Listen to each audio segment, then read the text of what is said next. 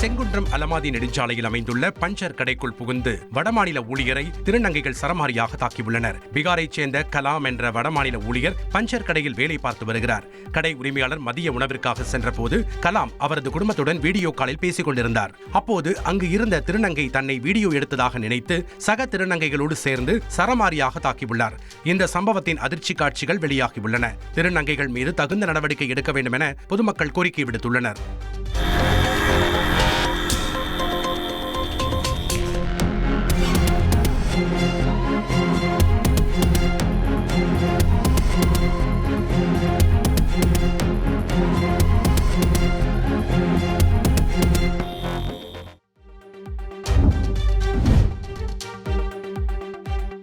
மதுரை மாவட்டம் அலங்காநல்லூரில் தனியார் மேல்நிலைப் பள்ளிக்கு வெடிகுண்டு மிரட்டல் விடுக்கப்பட்டதால் அதிர்ச்சி அடைந்துள்ளனர். 2000க்கும் மேற்பட்ட மாணவ மாணவிகள் படிக்கும் இப்பள்ளிக்கு இமெயிலுக்கு மர்ம நபர் ஒருவர் வெடிகுண்டு வீசப்போவதாக மிரட்டல் விடுத்த நிலையில் காவல்துறையினர் மற்றும் வெடிகுண்டு நிபுணர்கள் பள்ளியில் தீவிர சோதனை செய்து வருகின்றனர். தொடர்ந்து மாணவர்களை அழைத்துச் செல்ல வந்த பெற்றோர்கள் பள்ளி நிர்வாகம் போக்குவரத்துக்காக எந்த ஒரு ஏற்பாடும் செய்யவில்லை என்று கூறி வாக்குவாதத்தில் ஈடுபட்டதால் அந்த பகுதியில் பதற்றம் நிலவியது.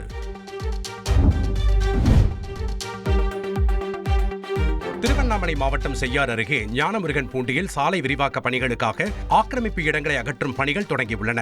அரசு கலைக்கல்லூரி முதல் செய்யாறு கூட்டுறவு சர்க்கரை ஆலை வரை 95 கோடி ரூபாய் மதிப்பில் 4 வழிச்சாலையாக தரம் உயர்த்தி சாலை விரிவாக்கம் செய்யும் பணிகள் நடைபெற்று வருகின்றன.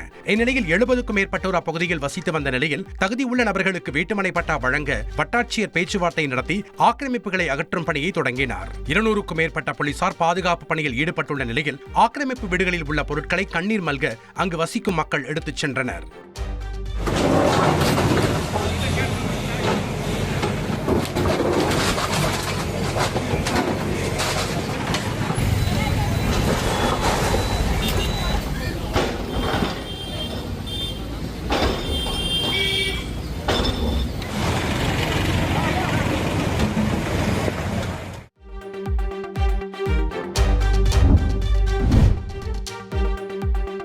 $46 லட்சம் ரூபாயை மோசடி செய்ததாக தாவேகா நிர்வாகி மீது விழுப்புரம் மாவட்ட காவல் கண்காணிப்பாளர் அலுவலகத்தில் ஐடி ஊழியர் புகார் அளித்திருப்பது பரபரப்பை ஏற்படுத்தியுள்ளது. விழுப்புரம் வானூர் தாலுகா கோட்டக்குப்பத்தைச் சேர்ந்த ஆஷிக் அலி என்பவர் அளித்துள்ள இந்த புகாரில் சென்னை தேனாம்பேட்டையில் தங்கி ஐடியில் வேலை பார்த்த தன்னிடம் கோட்டக்குப்பம் பகுதியைச் சேர்ந்த முகமது கவுஸ் என்பவர் தன்னிடம் வாங்கிய 60 லட்சம் ரூபாய் பணத்தில் 46 லட்சம் ரூபாயை கொடுக்காமல் ஏமாற்றிவிட்டதாக பரபரப்பு குற்றச்சாட்டை முன்வைத்துள்ளார்.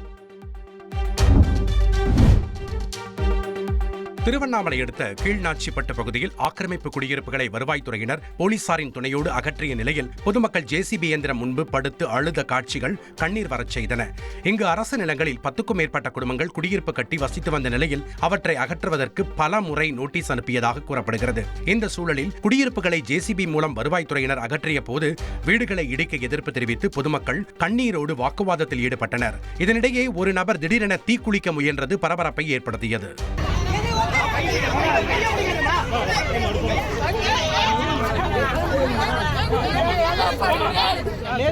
இன்னைக்கு வந்தா பரவாயில்ல. நான் 10ஆம் மாசம் சொன்னேன். சரி, இந்த மாசம் எத்தனை மாசம் ஆகுது? உங்க ஏழப்பட்ட ஜனங்க என்ன பண்ணுவாங்க?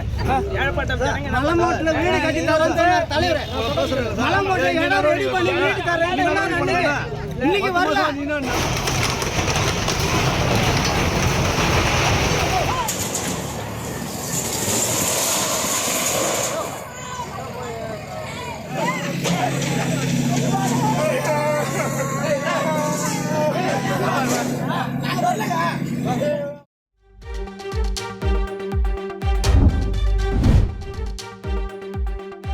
கர்நாடக மாநிலத்தின் பந்திப்பூர் புலிகள் காப்பகத்தின் சாலை ஓரங்களில் அதிக அளவிலான யானைகள் உணவுக்காக வருகின்றன. அவ்வாறு மேய்ச்சலில் ஈடுபட்டிருந்த யானையை சுற்றுலா பயணிகள் சீண்டி உள்ளனர். அப்போது கோபமடைந்த யானை ஆக்ரோஷமாக வாகனத்தை தாக்க முயன்றுள்ளது. அந்த காட்சிகள் தற்பொழுது சமூக வலைதளங்களில் வைரலாகி வருகிறது.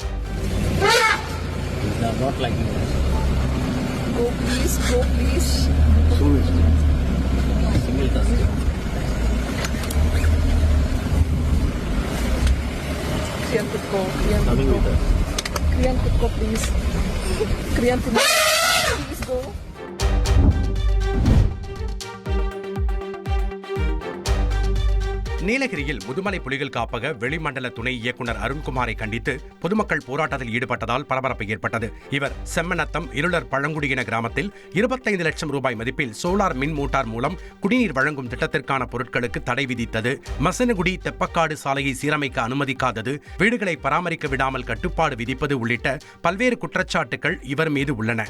இந்த சூழலில் இதுகுறித்து உடனடியாக தீர்வு காண வேண்டும் என போராட்டத்தில் ஈடுபட்ட பொதுமக்கள் அரசுக்கு கோரிக்கை வைத்துள்ளனர். கன்னியாகுமரி மாவட்டம் பண்டாரவிளை பகுதியில் பள்ளி மாணவிகளை கிண்டல் செய்ததை தட்டி கேட்ட மாணவனை இளைஞர் மிரட்டும் வீடியோ சமூக வலைதளத்தில் பரவி வருகிறது. தனது இடுப்பில் சொருகியிருந்த பட்டாக்கத்தியை காட்டி இளைஞர் மிரட்டல் விடுத்துள்ளார். அங்கிருந்தவர்கள் இளைஞரை சமாதானம் செய்து அனுப்பி வைத்தனர். இந்த வீடியோ சமூக வலைதளத்தில் வேகமாக பரவியதை தொடர்ந்து சம்பந்தப்பட்டவர்களிடம் போலீசார் விசாரணை நடத்தி வருகின்றனர்.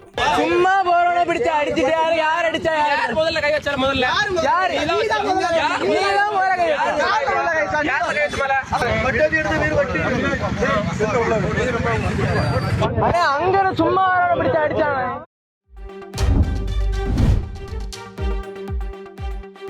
சென்னை ராயபுரம் வேலாயுத பாண்டியன் தெருவில் உள்ள 70 ஆண்டுகள் பழமையான விநாயகர் கோயிலின் பின்பக்க சுவற்றில் துளையிட்டு விநாயகர் சிலை உள்ளிட்டவை திருடப்பட்ட சம்பவம் பரபரப்பை ஏற்படுத்தியுள்ளது. இந்த கோயிலை கட்டிய மறைந்த ஆத்தியப்பன் குடும்பத்தில் 9 வாரிசுகளுக்கு பாத்தியப்பட்ட இக்கோயில் தொடர்பாக கிறிஸ்தவ மதத்திற்கு மாறிய கங்கா பவானி தரப்புக்கும் விஜயா தரப்புக்கும் இடையே பிரச்சனை ஏற்பட்டு காவல் நிலையத்தில் இரு தரப்பினரும் பதிவு செய்த வழக்கு நீதிமன்றத்தில் உள்ளது. இந்த சூழலில் கோயிலை இடித்துவிட்டு சர்ச் கட்ட முயற்சிப்பதாக குற்றச்சாட்டு எழுந்துள்ளது.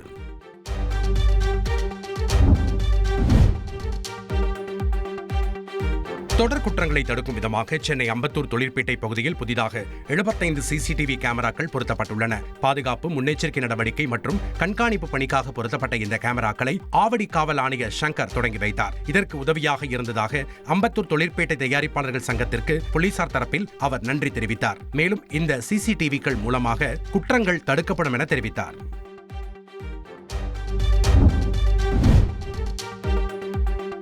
திருச்சி மாவட்டம் குமாரவயலூர் முருகன் கோவிலின் அலங்கார வளைவு சரிந்து விழுந்ததால் பரபரப்பு ஏற்பட்டது. பிப்ரவரி 19ஆம் தேதி நடைபெறவுள்ள குடமுழுக்கு விழாவை முன்னிட்டு குமாரவயலூர் முருகன் கோவிலில் இந்து சமய அறநிலையத்துறை சார்பில் பணிகள் நடந்து வந்தன. இதற்காக சுமார் 25 அடி உயரம் 70 அடி அகலத்திற்கு பிரம்மாண்ட நுழைவு வாயில் கட்டப்பட்டு வந்தது. இந்நிலையில் எதிர்பாராத விதமாக நுழைவு வாயில் சரிந்து விழுந்த நிலையில் பொதுமக்கள் யாரும் இல்லாததால் பெரும் உயிர்ச்சேதம் தவிர்க்கப்பட்டது. இந்த சம்பவம் குறித்து போலீசார் விசாரணை மேற்கொண்டு வருகின்றனர். சென்னை சோழிங்கநல்லூரில் கழிவுநீர் தொட்டி சுத்தம் செய்து கொண்டிருந்த நபர் விஷவாயு தாக்கி உயிரிழந்துள்ளார்.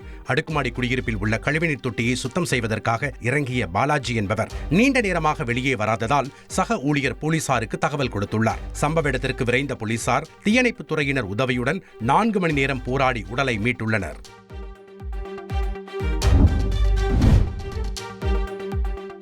சென்னை போரூரில் 28 லட்சம் மதிப்புள்ள பழைய 500, 1000 ரூபாய் நோட்டுகள் எடுத்து வந்த இருவரை போலீசார் கைது செய்தனர். போரூர் MS நகர் அருகே போலீசார் வாகன சோதனையில் ஈடுபட்ட போது இது தெரிய வந்தது. இஸ்மாயில் என்ற நபர் கூறியதன் பேரில் வடபழனியைச் சேர்ந்த கார்த்திக் என்பவரிடம் இந்த பழைய நோட்டுகளை மாற்றச் சென்றவர்கள் குறைவான கமிஷன் கிடைத்ததால் பழைய நோட்டுகளை மாற்றாமல் திருப்பி வந்த போது போலீசில் சிக்கியுள்ளனர்.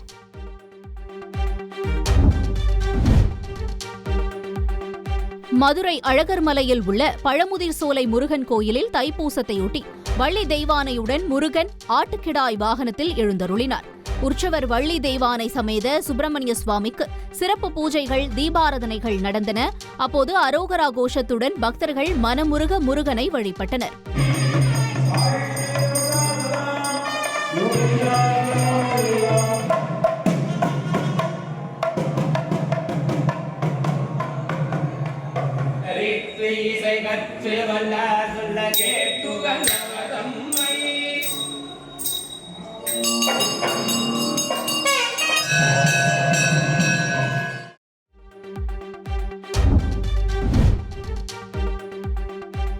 சேலம் மாவட்டம் ஆத்தூர் அருகே வளையமாதேவி பகுதியில் உள்ள அரசு டாஸ்மாக் கடையில் மது பாட்டில்களுடன் சாராய பாக்கெட்டுகள் விற்கப்படுவதாக வீடியோ வெளியானதை அடுத்து போலீசார் விசாரணை நடத்தினர்.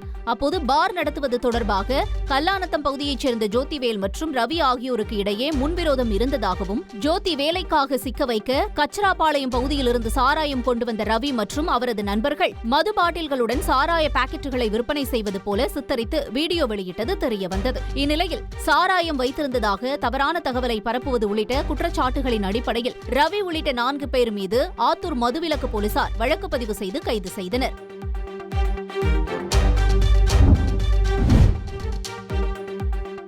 கேளம்பாக்கம் பகுதியில் இயங்கி வரும் இன்ஃபினிட்டி ஹோம் அப்ளையன்ஸ் மற்றும் குன்றத்தூரில் உள்ள ஸ்மார்ட் மொபைல் கடை ஆகியவற்றை நடத்தி வரும் யுவராஜ் கவிதா தம்பதி சிபில் ஸ்கோர் அதிகம் உள்ளவர்களை தேர்ந்தெடுத்து தாங்கள் நடத்தி வரும் கடைக்கு பொருட்கள் வாங்க அவர்களின் ஆவணங்கள் மூலம் வங்கியில் கடன் பெற்று தந்ததால் அதில் வரும் லாபத்தில் 10% கமிஷன் தருவதாக ஆசை வார்த்தை கூறியுள்ளனர். இதனை நம்பி பலரும் தங்கள் ஆவணங்கள் மூலம் வங்கிகளில் கடன் எடுத்து கொடுத்துள்ளதோடு தங்களுக்கு தெரிந்தவர்களையும் இவர்கள் வலையில் சிக்க வைத்துள்ளனர்.